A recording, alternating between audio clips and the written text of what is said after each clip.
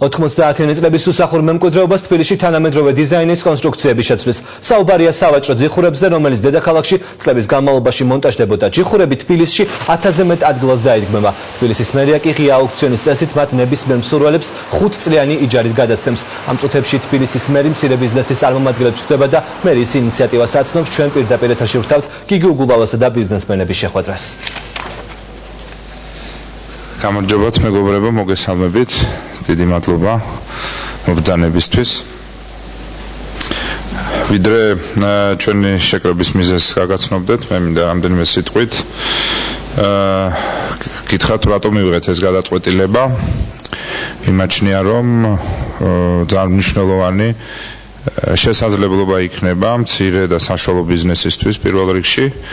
მეორეს მხრივ იმ ამოცანის შესასრულებლად, რომელიც ყველაზე მნიშვნელოვანი და ყველაზე დიდ სადგურს წარმოადგენს ჩვენი ქალაქისთვის და მთელი ქვეყნისთვის არის ახალი დამატებით სამუშაო ადგილების შესაქმნელად, რაც იყო და სამწუხაროდ რჩება მთავარ პრობლემად და რაც მთავარია იყო ჩვენი ერთ-ერთი მთავარი წინასაარჩევნო დაპირება.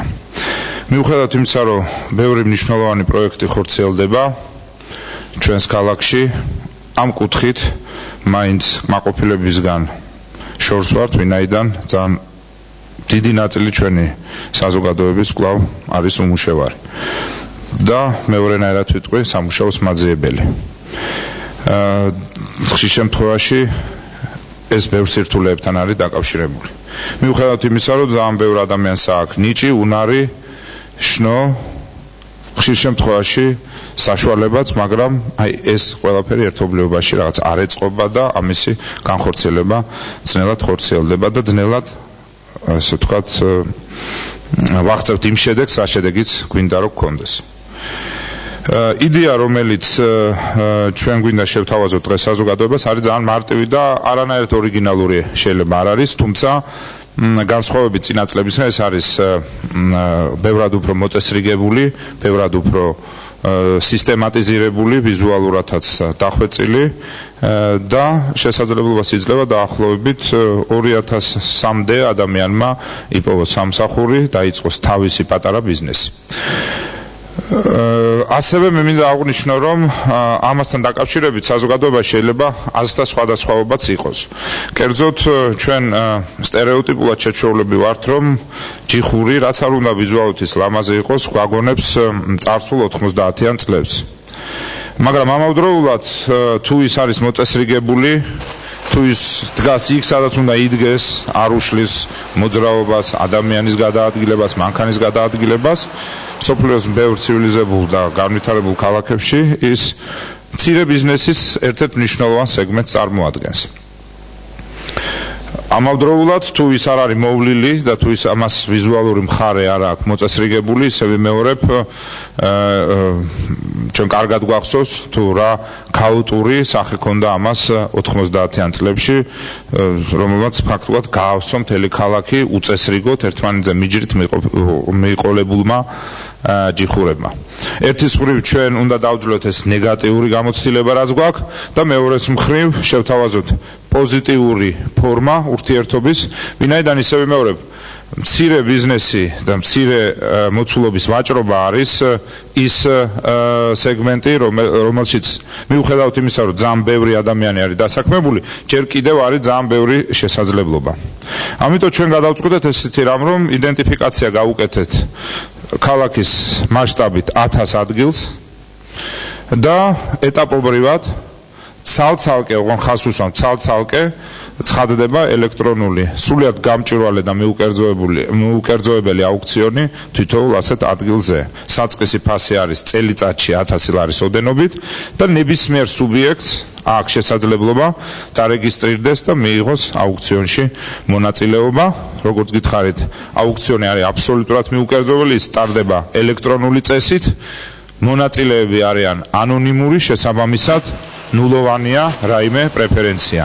აქ გამორიცხულია ყველანაირი ბიძაშვილობა, მამიდაშვილობა, ნაცნობობა, იმიტომ რომ ინტერნეტის საშუალებით თითოეულ თქვენთაგანს საქართველოს ნებისმიერი კუთხიდან და მსოფლიოს ნებისმიერი კუთხიდან შეუძლია ადამიანს დარეგისტრირდეს, მიიღოს მონაწილეობა, ივაჭროს აუქციონში და გაიმარჯვოს.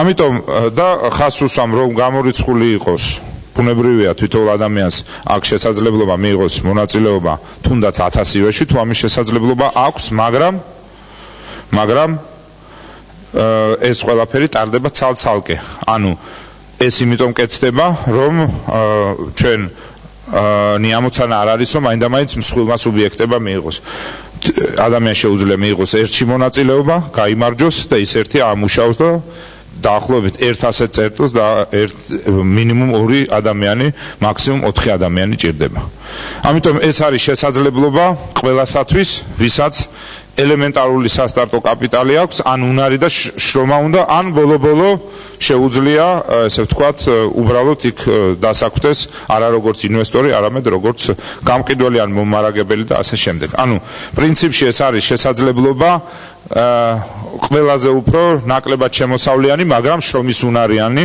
ადამიანებისთვის ხას უსვამ ეს ყველა წერტილი 1000-ვე წერტილი ცხადდება ცალ-ცალკე და ეს შეგნებულად არის იმისათვის რომ არ მოხდეს რაიმენაერი სპეკულაცია რომ აი სპეციალურად 20 ადგილი იმიტომ ერთად რო ის კარგია და ვიღაცისთვის არის გამზადებული ეს იმისთვის არ და ეს და ასე შემდეგ ეს რომ გამოირიცხოს ამიტომ ეს არის შესაძლებლობა თუნდაც ვინმეს თუ აქვს სადისტრიბუციო ქსელი შესაქმნელად ნებისმიერი პროდუქტის გასაყიდად ან ინდივიდუალური საცალო ვაჭრობისთვის მოწესრიგებული საცალო ვაჭრობისთვის და წელიწადში სასტარტოდ 1000 ლარი დაახლოებით ეს არის 80 ლარი თვეში რაც პრინციპში დღევანდელი ფასები რომ ნახოთ არის მინიმალური ასეთი ტიპის ვაჭრობისთვის